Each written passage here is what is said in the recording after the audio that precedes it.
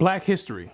According to the public school system, Negroes were brought to America in 1619, forced to work as slaves on plantations, until one day this great white man named Abraham Lincoln came along and felt bad for the slaves and signed the Emancipation Proclamation in 1863, which freed the slaves.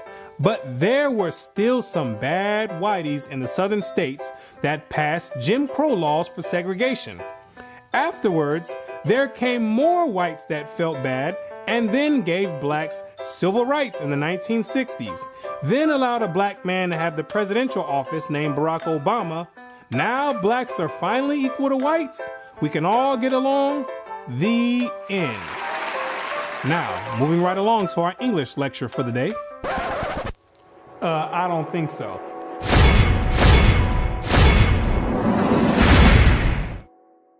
Black history. What do you know about Black history? Let me ask you a question.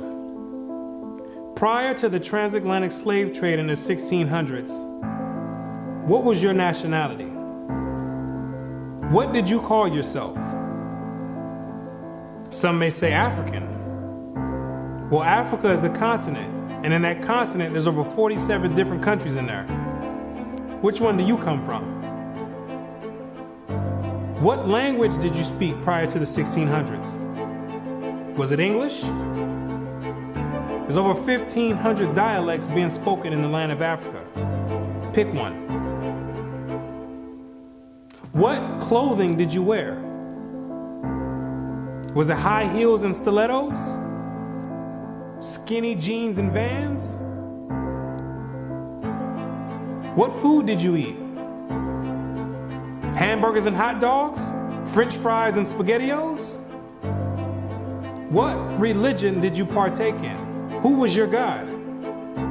Was it Christianity and Cesare Borgia? Most of you have no idea about the answer to these questions. You have no recollection of any history prior to the transatlantic slave trade. Now, is that a coincidence or by random chance? I don't think so.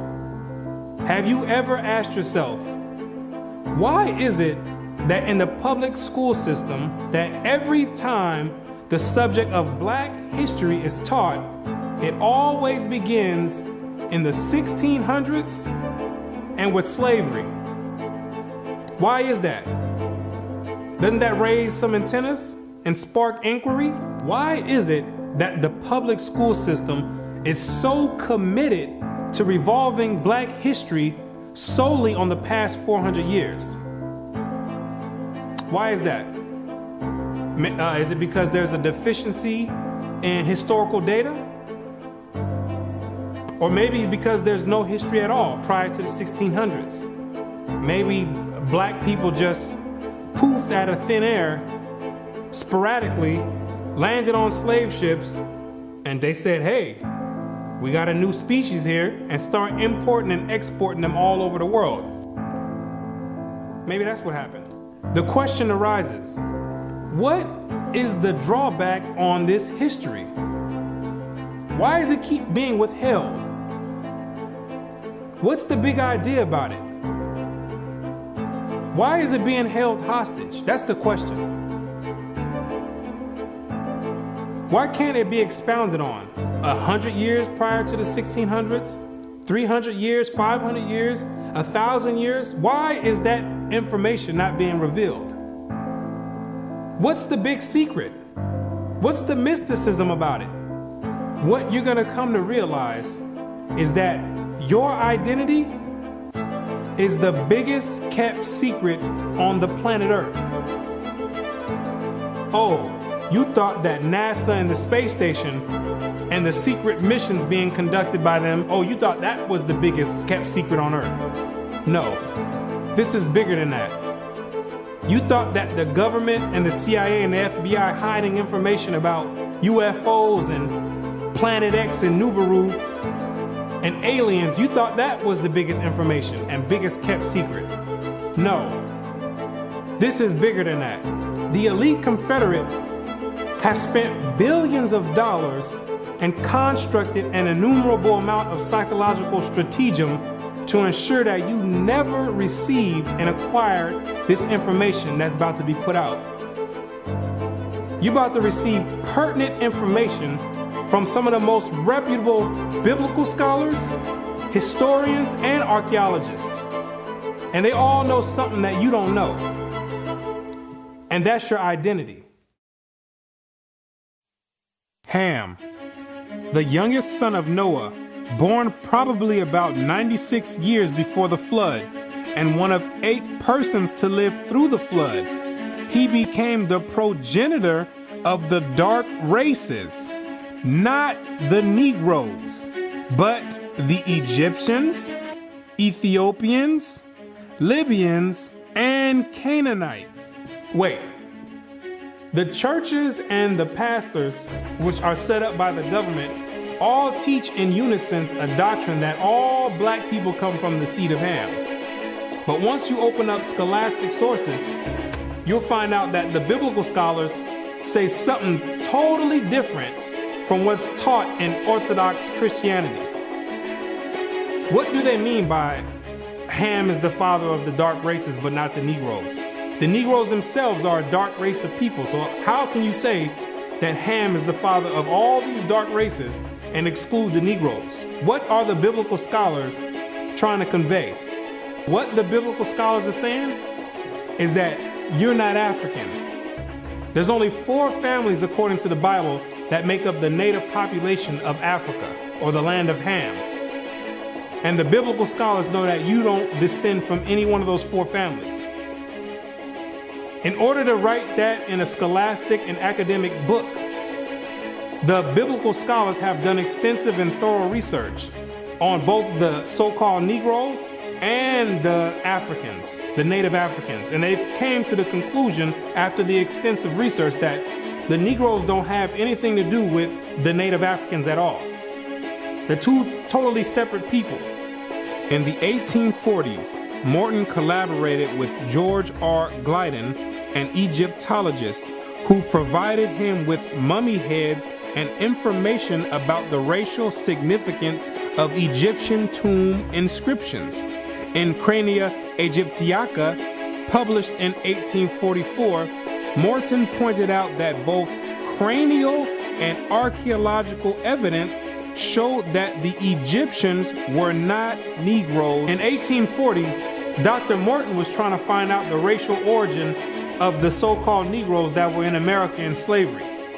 So he got together with the Egyptologists, which supplied him with the mummy heads, and what he did was conduct an extensive research on the cranial remains of the heads in Egypt, in contrast to the cranial remains of the heads in America. And what he found out is that the Negroes that were in slavery were not Africans. He found out that the skulls were 2 totally different types of skulls. The Negro's head was longer than the Egyptian head. The physical characteristics from the outside look similar, with the thick lips and the broad nose. But once you start delving into the real characteristics, he found out that there were 2 totally different people, as abolitionists and colonizationists had maintained, and that in fact, blacks had been relegated to the same servile position in ancient Egypt as in modern America. But what Dr. Morton did discover is that the Negroes that were serving slavery in America served the same position and servitude in ancient Egypt when they matched other skulls and other cranial remains in Egypt. They said these are exact matches. So what are the scholars saying? What you're going to find out is that they're saying that you are the biblical Israelites. Yes, you're the same exact people that served slavery in the land of Egypt. You're the same exact people that God sent Moses to go redeem under the hand of Pharaoh. You're the same exact people. And when you read the Bible, you'll find out that slavery is a central theme in the Bible. It's a reoccurring theme with the Israelites. The Israelites cannot run away and get away from serving slavery. It continues to happen over and over, all the way up until today. You came out of Egypt as slaves. came down into the land of Israel. No sooner as you got there, then you had the Assyrians come, capture the land of Israel, and take you and make you slaves. In the 9th year of Hoshea, the king of Assyria took Samaria and carried Israel away into Assyria. You came out of the land of Assyria, went back to the land of Israel. Then the Babylonians came, which are the modern day Ethiopians, the Cushites, came to the land of Israel and made you slaves. So all Israel were reckoned by genealogies. And behold, they were written in the book of the kings of Israel and Judah, who were carried away to Babylon for their transgression. You came out of the Babylonian captivity, went back to the land of Israel. Then the Persians came on down there, took the Israelites and made you slaves. For we were bondmen, yet our God hath not forsaken us in our bondage, but hath extended mercy unto us in the sight of the kings of Persia. You came back from the Persian Medo captivity, went back to the land of Israel, rebuilt the temple up. Then the Greeks came on down there, took you and made you slaves, to entreat them that they would take the yoke from them. For they saw that the kingdom of the Grecians did oppress Israel with servitude. After you came from the Greek captivity, you went back into the land of Israel, rebuilt the temple because the Greeks were sacrificing swine and pig on the altars. No sooner as you came back to the land of Israel, then the Romans came and had you during the time of Christ as slaves. It was so much slavery going on with the Israelites that Jeremiah himself had to ask, is Israel just put on earth just to be slaves? Is that your whole purpose? Just to be servitude to other nations? Is Israel a servant? Is he a homeborn slave? Why is he spoiled? So you might be asking yourself, if the so-called Negro is part of the 12 tribes of Israel, how in the world did you get to the west coast of Africa? And when ye shall see Jerusalem compassed with armies, then know that the desolation thereof is nigh. This is Christ right here speaking to the Israelites. He says, when you see Jerusalem compassed or surrounded by the Roman armies, then know that the desolation or the destruction of the land of Israel is getting ready to happen. The Romans getting ready to come in here and tear some stuff up. Then let them which are in Judea flee to the mountains, and let them which are in the midst of it depart out. And Christ says, when you see the Romans coming in, you better get ready to flee into the mountains. And what you're going to realize is that the mountains that he was talking about was the land of Africa. It was the same exact place that Mary and Joseph took Jesus when they were fleeing from Herod, when he was trying to come find Jesus to kill him. They went right into Africa.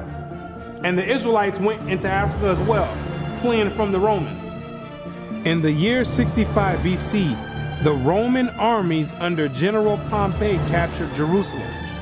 In 70 AD, General Vespasian and his son Titus put an end to the Jewish state with great slaughter.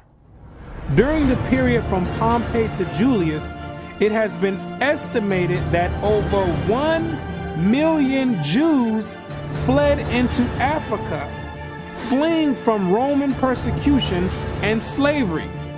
The slave markets were full of black Jewish slaves. Over 1 million of you Israelites fled from the land of Israel into the land of Africa, running away from the Romans, because the Romans was coming to put slaughter to the Israelites. The ones that didn't take heed to the prophecy of Christ, when he said you better leave and go to the mountains, go to Africa, when they got caught by the Romans, they were taken back to Europe and sold in slavery and put in servitude and became gladiators, put in the lions' dens. The pagans and the Romans attacked the Jews indiscriminately. Both the Jewish soldiers and the uninvolved peaceful population without mercy.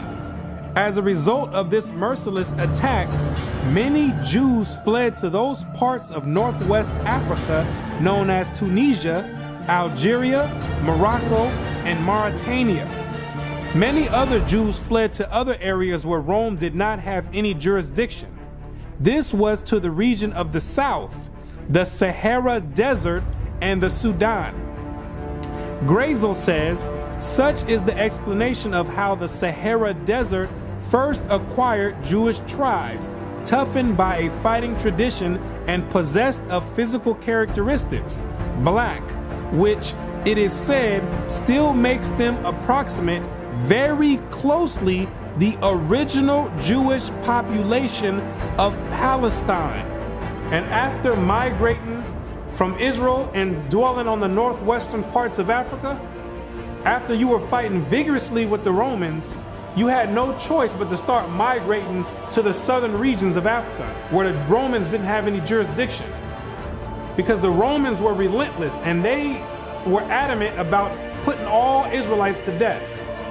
So in order to get any type of peace, the Israelites had to start migrating to the sub-Sahara parts of Africa. The scholars know this for a fact.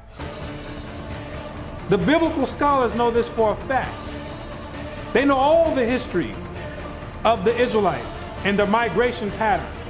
Whatever may be thought of the more or less mythological traditions connected with the earliest Jews in North Africa, it is now practically an established fact that a Jewish nation, Jewish at least in faith, and perhaps too in origin, long held sway south of the Sahara. In later centuries, Jews are believed to have settled in Western Africa during the height of the Songhai, Mali, Ghana, and Kanem-Bornu empires. According to accounts from explorers of the region, several powerful Jewish families of the Songhai Empire were of Jewish origin. Some accounts place West African Jewish communities in the Andu Forest of Dahomey, south of Timbuktu. In the 1930s, these groups still maintained a Torah scroll written in Aramaic that had been burned into parchment with a hot iron instead of ink so it could not be changed. In the 1930s, the historians went over there and still found Israelites over there that didn't get captured in the slave trade, still practicing the Hebraic faith, still knowing who they were. With a Torah, which is the first 5 books of Moses, written in Aramaic. That's the ancient language. And it's a shame that they have to burn it in hot iron so the European colonialists don't come over there tampering with it and taking the evidence and trying to hide the history. It's a shame that they have to do that. It is a total shame that they have to do that. The black Jews had an advantage over the African tribes. They carried their culture, history, laws, and written records with them. The Jews made use of every opportunity. They were an industrious and skillful people. In the Jewish Ghanaian states were found kings, princes, governors, generals, secretaries, treasurers, revenue agents, judges, architects, engineers, doctors, historians, language interpreters, mathematicians, jewelers, sculptors, masons, carpenters, painters of art, goldsmiths, leather workers, potters, armorers, saddlers, blacksmith, agriculturalists, etc. Who told you that you was a bunch of Negroes running around on the west coast of Africa, butt naked, swinging from vines? Who told you that lie? You were and still are a prestigious people, a skillful people. The decline of Jewish communities of the West African Maghreb most likely began with the influx of Arab invaders into North Africa starting in 640 CE and later into West Africa in the 1300s and 14 CE. So after you had established communities and empires on the west coast of Africa, after the 7th century, that's when Muhammad and his band of thugs came down there to the West Coast with the Quran in one hand and a sword in another one. And they were forcibly converting the Israelites into that nonsense Islam. Yeah, I said it, nonsense Islam, because that's not what we were dealing with. That's the Arabs' religion. That's not what we were dealing with. And that was the decline of the Hebraic community over there in the west coast of Africa. And that was the forefront in the beginning of the slave trade. Yea, and what have ye to do with me, O Tyre and Zidon, and all the coast of Palestine? Tyre, Zidon, and the coast of Palestine, those are all ancient Africans that God is referring to. Will ye render me a recompense? And if ye recompense me, swiftly and speedily will I return your recompense upon your own head. Because ye have taken my silver and my gold, and carried into your temples my goodly pleasant things. The children also of Judah and the children of Jerusalem have ye sold unto the Grecians. The Africans got together with the so-called Grecians or the Europeans, and they commenced in selling the Israelites that were dwelling on the west coast of Africa in slavery. There's your slave trade right there in the Bible. Both buyers, Europeans, and sellers, Africans, saw the people traded into captivity on the African coast as outsiders. Now, why did those Africans see you as outsiders? Because you were some people that migrated and encroached on their land. They knew you were not the same exact people. The customs that you had, the way you moved, they knew you were not the same people, so they had no problem commencing in a slave trade with the Europeans. Do you be crazy to believe that Africans were selling their own people? That makes no sense at all. When the Europeans put that in the textbooks, they're using technicalities, saying Africans sold other Africans. When they're using technicalities, what they mean to say is native Africans were selling Israelites that were living in Africa. It'd be no different if somebody wrote history of 500 years from now and say there was a slave trade that happened here in America. Say black people got together and start selling white people to the Chinese. If somebody with the same mindset that the Europeans have wrote history 500 years from now, they would say Americans were selling other Americans to the Chinese. When it's two totally different nation of people living in America. You can't just say Americans sold other Americans. Two totally different people. It's the same exact scenario on the west coast of Africa. There are both oral and written explanations that trace the origin of the Igbo. And the most tantalizing is an association of the Igbo to the Hebrew race. This assumption is based on the fact that Igbo culture has many similar traditional customs like that of the Jews.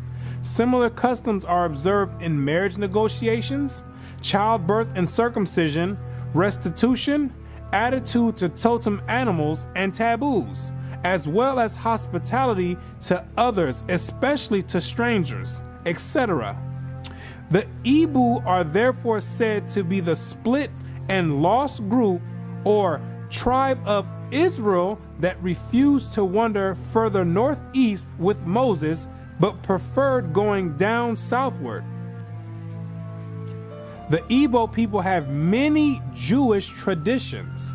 Naomi Katz, the current Israeli ambassador in Nigeria, and others point to their possible ancient Israelite origins. See, the scholars, they've done their research on the Igbo tribe, extensive research. And they've compared the traditions of the Igbo tribe and they've matched them up to the biblical traditions of the Israelites. And they said, whoa, these are strikingly similar. The only way that these people could be practicing the Hebraic faith this close is if they were the biblical Israelites themselves. So you may ask yourself, what is the significance of the Igbo tribe to the so-called Negro in the Americas? When you do the research, what you're going to find out is that the Igbo tribe is one of the main sought-out tribes that were captured and sold in the transatlantic slave trade and came right here to America.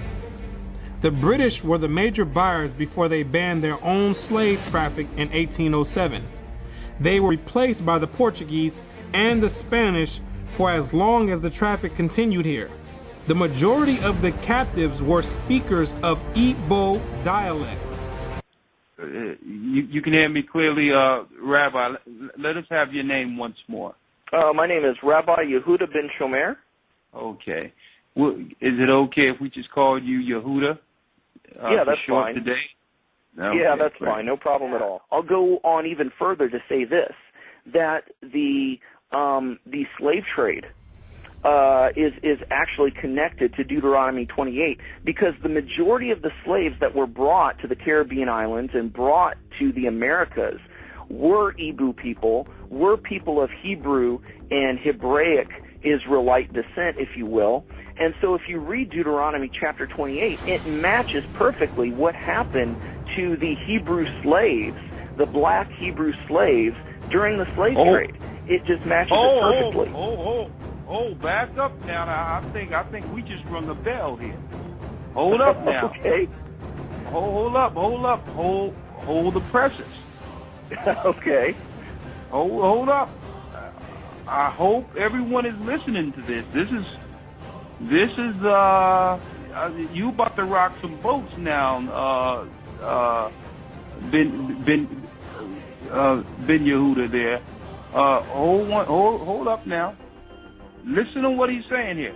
So you are saying that there's a great chance, or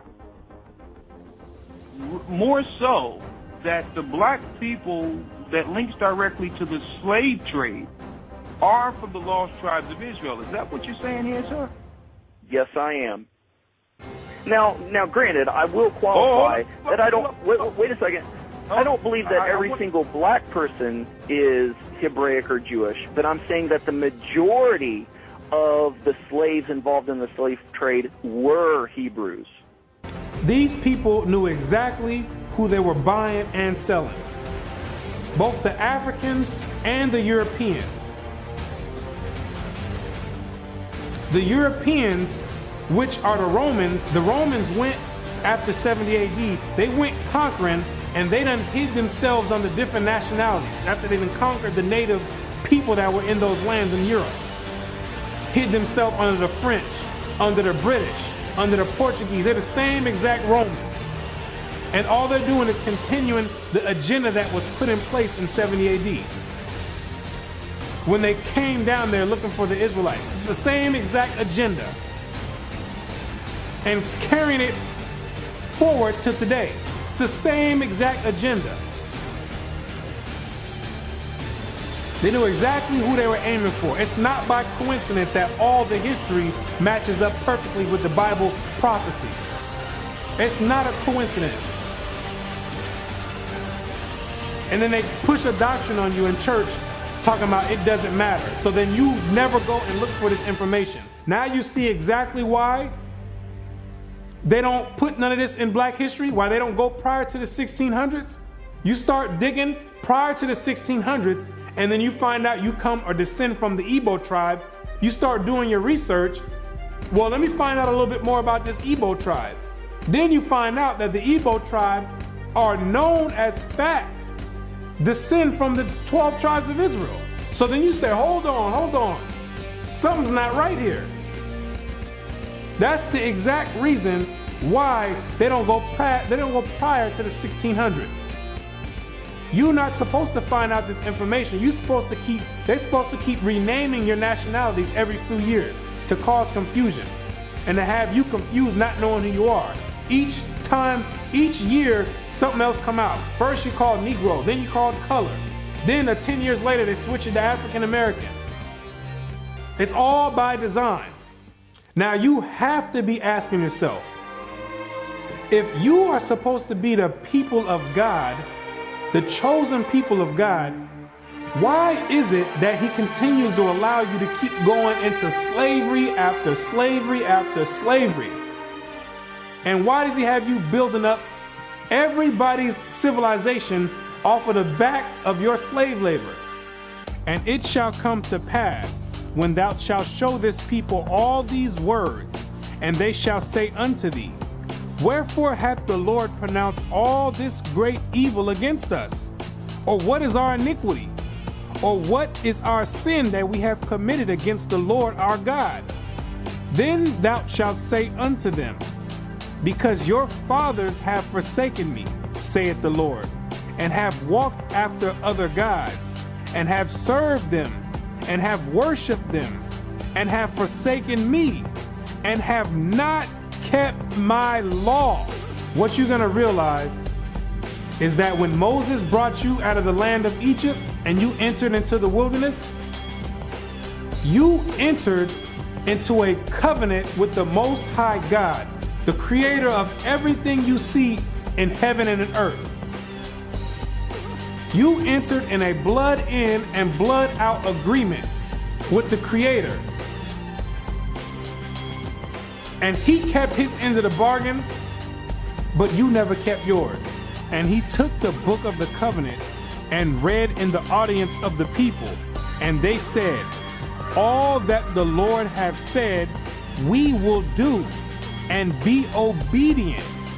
And Moses took the blood and sprinkled it on the people and said, behold, the blood of the covenant, which the Lord hath made with you concerning all these words. Once Moses sprinkled the blood on you, there was no way out of it. You entered into the covenant. And it shall come to pass, if thou shalt hearken diligently unto the voice of the Lord thy God, to observe and to do all his commandments, which I command thee this day, that the Lord thy God will set thee on high above all nations on the earth. And all these blessings shall come on thee and overtake thee, if thou shalt hearken unto the voice of the Lord thy God. You see, if you kept your end of the bargain, the deal was the Most High was going to set you above all nations on the planet Earth. You know, the same spot that the Europeans have today, that was supposed to be your spot if you kept his laws, statutes, and commandments. But, that means there's a stipulation. There's two sides of the bargain. It shall come to pass, if thou wilt not hearken unto the voice of the Lord thy God, to observe to do all his commandments and his statutes which I command thee this day, that all these curses shall come upon thee and overtake thee. Thy sons and thy daughters shall be given unto another people, and thine eyes shall look and fail with longing for them all the day long, and there shall be no might in thine hand. Thou shalt beget sons and daughters, but thou shalt not enjoy them, for they shall go into captivity. The stranger that is within thee shall get up above thee very high, and thou shalt come down very low. Moreover, all these curses shall come upon thee, and shall pursue thee, and overtake thee, till thou be destroyed, because thou hearkenest not unto the voice of the Lord thy God, to keep his commandments and his statutes which he commanded thee. And they shall be upon thee for a sign and for a wonder, and upon thy seed forever, because thou servest not the Lord thy God with joyfulness and with gladness of heart, for the abundance of all things. Therefore shalt thou serve thine enemies, which the Lord shall send against thee, in hunger and in thirst and in nakedness and in want of all things. And he shall put a yoke of iron upon thy neck until he have destroyed thee. God says you'd have the yokes of iron on your neck until he have destroyed you. So that means when he take the yokes of iron off, you were destroyed. When did that happen? In 1863, when Abraham Lincoln signed the Emancipation Proclamation. The yokes of iron came off. But at that time, your whole history had been whipped out of you. When the master gives you something, you take it. He gave it a name. It's a nice name. It's Toby. And it's going to be yours till the day you die. Now, I know you understand me, and I want to hear it. Again!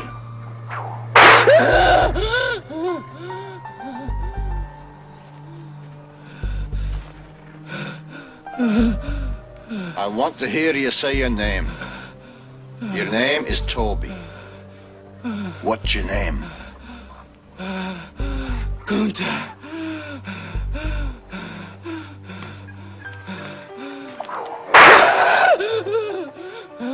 Lord God, help that boy. They're gonna whip him dead. What's your name?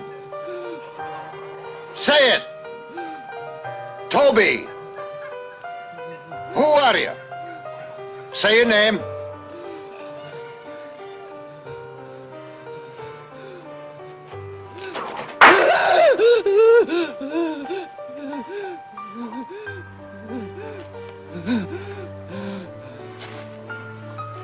What's your name? Toby. So that the man that is tender among you and very delicate, his eye shall be evil towards his brother, and toward the wife of his bosom, and toward the remnant of his children, which he shall leave. You wonder why it's black on black crime? You didn't keep your part of the covenant. You wonder why black men always leave the children? You didn't keep your part of the covenant. Also, every sickness and every plague which is not written in the book of this law, them will the Lord bring upon thee until thou be destroyed. Why are you number one in HIV? You didn't keep your part of the covenant. Why are you number one in hypertension and high blood pressure? You didn't keep your part of the covenant.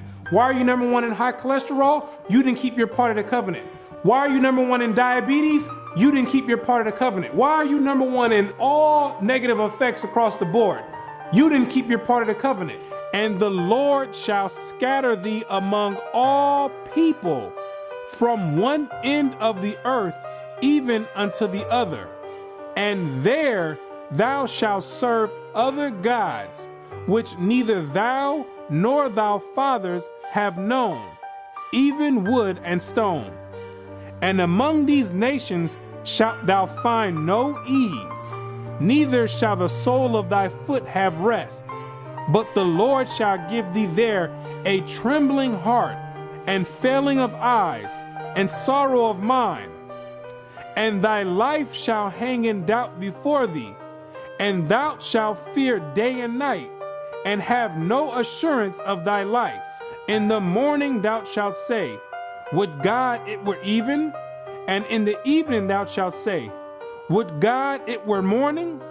For the fear of thine heart wherewith thou shalt fear, and for the sight of thine eyes which thou shalt see. And the Lord shall bring thee into Egypt again. The word Egypt in the Bible means bondage or slavery. I am the Lord thy God, which have brought thee out of the land of Egypt, out of the house of bondage. So when God says he's gonna bring you into Egypt again, he's saying, I'm gonna bring you into slavery again with ships. But this time you're going with ships, packed up like sardines in a can. By the way whereof I spake unto thee, thou shalt see it no more again. And there ye shall be sold unto your enemies for bondmen and bondwomen, and no man shall buy you. And God says no man shall buy you. Back in the biblical days, you would be able to buy or redeem a slave by payment. But God says no man is going to be able to redeem you out of this slavery. This last one I bring you to, this last Egypt, nobody's going to get you out of it. Marcus Garvey tried to get you out of it, didn't work. Martin Luther King tried to get you out of it, didn't work. Malcolm X tried to get you out of it, didn't work. Louis Farrakhan tried to get you out of it, didn't work. Al Sharpton tried to get you out of it, didn't work. Why? Because you are still breaking the covenant.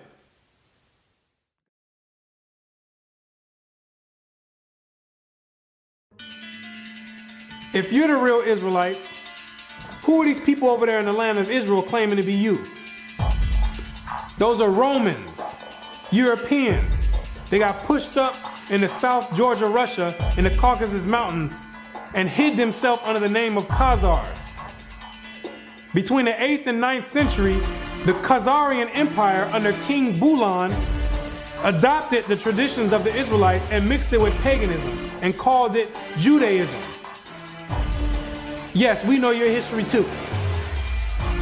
Then after the Holocaust, which was politically motivated, the elite used that as a pretext to invade the land of Israel and took those Khazarian converts and placed them in that land in 1948. In May of 1948, a new Jewish state, Israel, was born in a bath of blood. Jewish troops routed Arab forces from the city of Haifa in the first of a series of battles that were to reverberate through the years.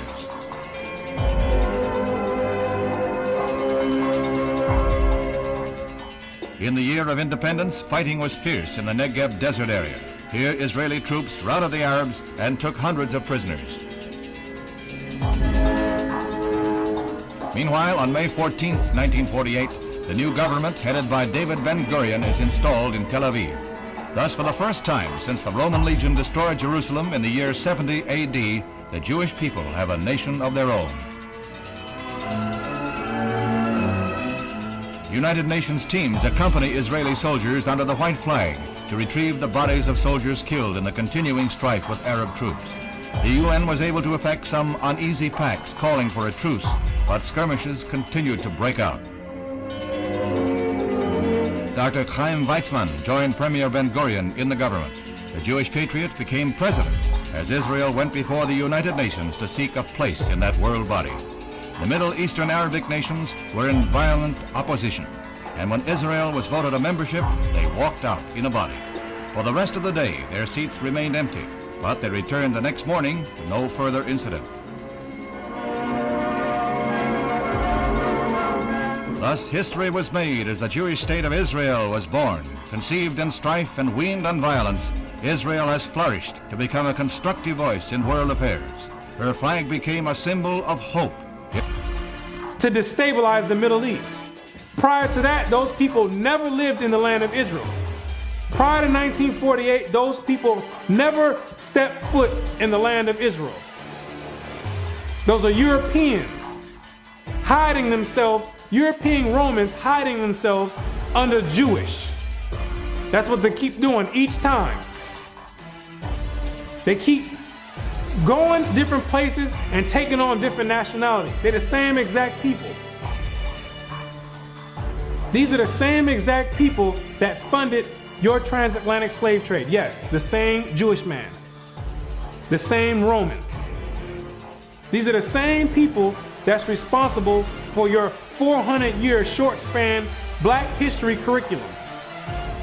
These are the same exact people that control the media outlets and push rap music on the whole Black community and support it and push it on the forefront. The same exact people. They control all the media. These are the same exact people that are responsible for your Christian churches in all the neighborhoods in the Black community.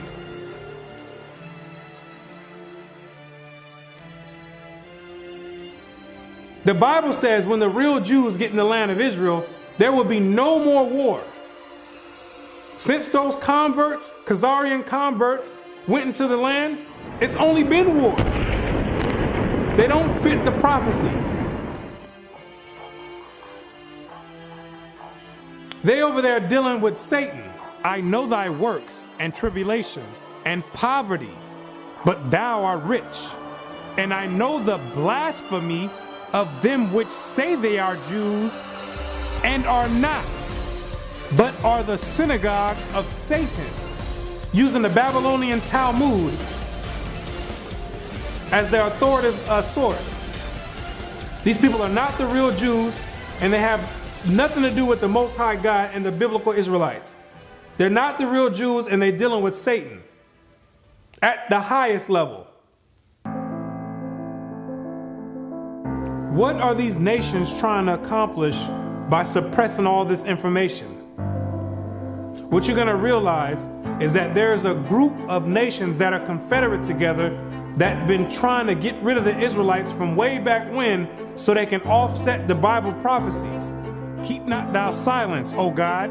Hold not thy peace, and be not still, O God. For lo, thine enemies make a tumult, and they that hate thee have lifted up the head. They have taken crafty counsel against thy people, and consulted against thy hidden ones. They have said, come, and let us cut them off from being a nation, that the name of Israel may be no more in remembrance. The elite know that America, according to the Bible, is the last kingdom before the return of the Messiah. It's the last reigning kingdom, called Babylon the Great, or the Little Horn.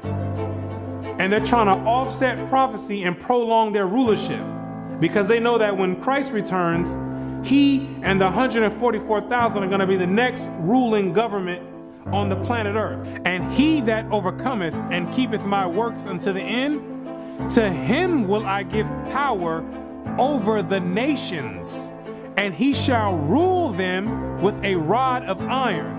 As the vessels of a potter shall they be broken to shivers, even as I received of my Father. And I heard the number of them which were sealed, and there were sealed 144,000 of all the tribes of the children of Israel. The elite don't want this prophecy to go forth. They're going to do anything in their power to offset the prophecies and prolong their rulership, because they know that once the Israelites are in rulership or in authority, that all these nations that had a hand in enslaving the Israelites, they're all going in captivity. It's going to be their turn for servitude. For the Lord will have mercy on Jacob, and will yet choose Israel, and set them in their own land. And the strangers shall be joined with them, and they shall cleave to the house of Jacob.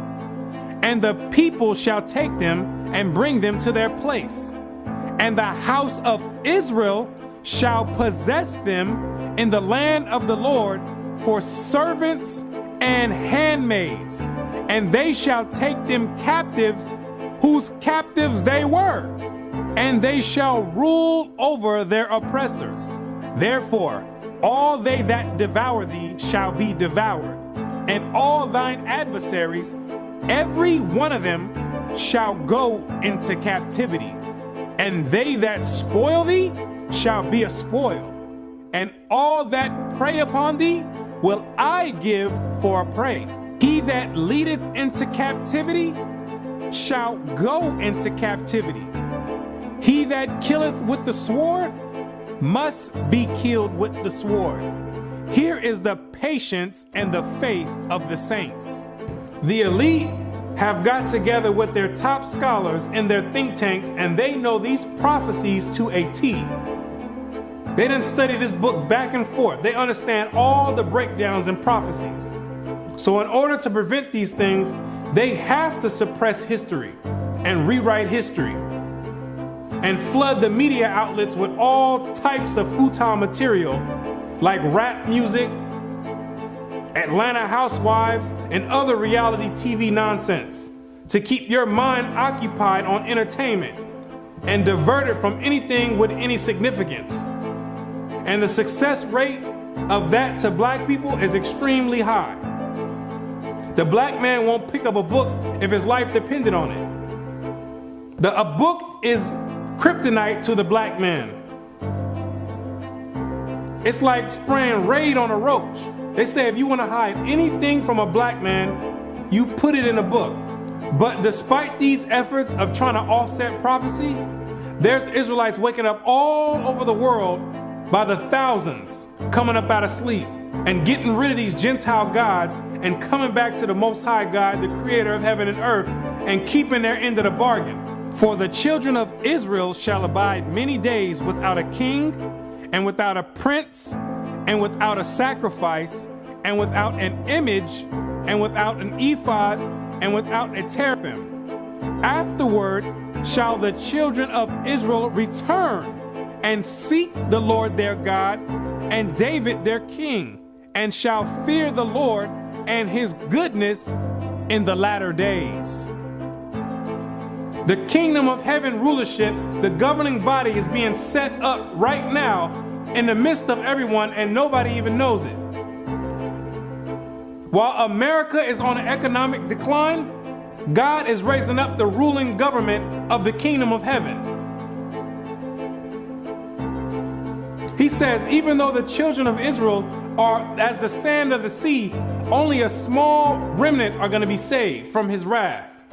Isaiah also crieth concerning Israel, though the number of the children of Israel be as the sand of the sea, a remnant shall be saved. Because the majority of you Israelites are going to be too caught up and bugged out of your mind and caught up in the world and caught up in Christianity to even give the Creator a thought and even to consider to go back and keep your part of the covenant. But God says He's not sending you in slavery no more. He says if you didn't learn this time from all the captivities you've been under, if you didn't learn from getting your backs whipped, if you didn't learn from being hanged, if you didn't learn from having your sons and daughters sold, He says, I'm not bringing you into captivity no more after America. This is the last captivity. He has another plan for you. You got another punishment coming. It's called the lake of fire. But the fearful and unbelieving and the abominable and murderers and whoremongers and sorcerers and idolaters and all liars shall have their part in the lake which burneth with fire and brimstone, which is the second death.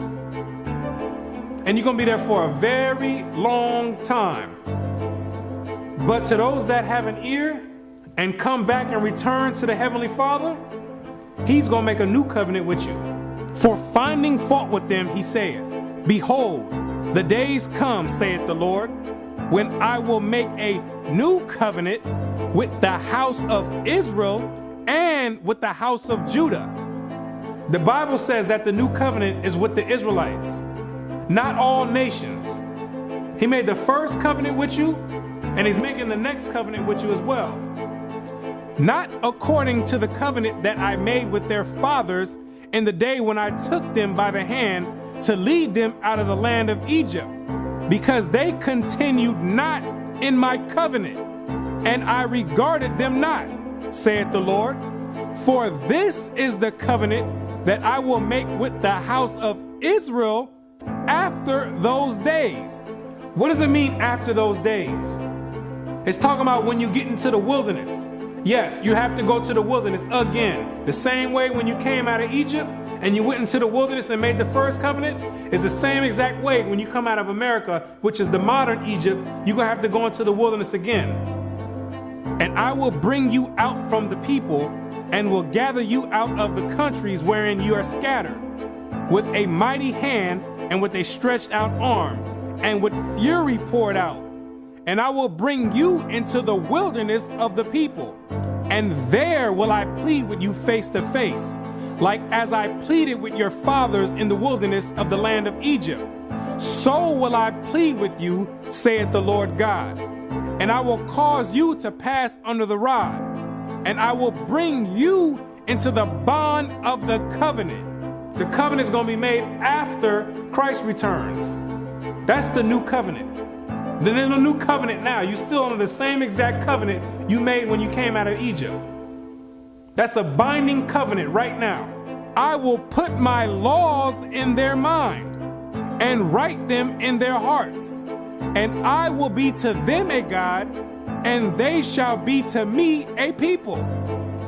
And God says he's going to put his laws in your mind. Yes, those same laws that your Christian church teaches are done away with, those are the laws that are going to govern the kingdom of heaven. The same way America has their laws that govern America, the laws written in the Bible in the first 5 books of Moses, those are the laws that's going to govern the kingdom of heaven. Those are the same exact laws that you promised and made a pact with the Most High saying that you would keep, and you refuse to keep to this day.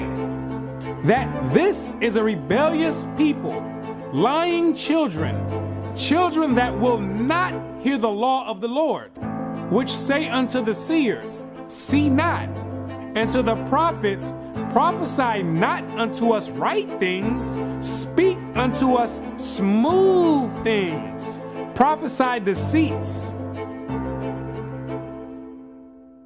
Yet the number of the children of Israel shall be as the sand of the sea, which cannot be measured nor numbered. And it shall come to pass that in the place where it was said unto them, ye are not my people, there it shall be said unto them, ye are the sons of the living God. In these same exact places where you were scattered for a reproach and called by different names like African American, Negro, and colored people, and where you were told in church that you were a Gentile, in these same exact places, it's now being told to you that you're actually the children of Israel. Prophecy is being fulfilled right now. It's up to you now to make a choice. Either you're going to come back and keep your end of the bargain, or you're going to still stay out in the world. And if you stay out in the world, the only thing you can look forward to is weeping and gnashing of teeth. The Most High is extending out his hand one last time. It's either you're going to repent and come back, or you're going to die in your sins. You can hang on to whatever you want. You still want to worship the Gentiles' gods? You go for it. The Gentiles can teach that the law's done away with. They wasn't back there in the wilderness, and they wasn't back there with the blood sprinkled on them. They wasn't under a covenant. They weren't back there saying, we will obey. You did. The Most High never gave them no laws to keep, but he gave it to you. He showeth his word unto Jacob, his statutes and his judgments unto Israel. He hath not dealt so with any nation. And as for his judgments, they have not known them. Praise ye the Lord. So there's no punishment for them not keeping the laws. But there's a great punishment for you not keeping it. So it's time to decide. Either you're going to be in or you're out. But now you know who you are.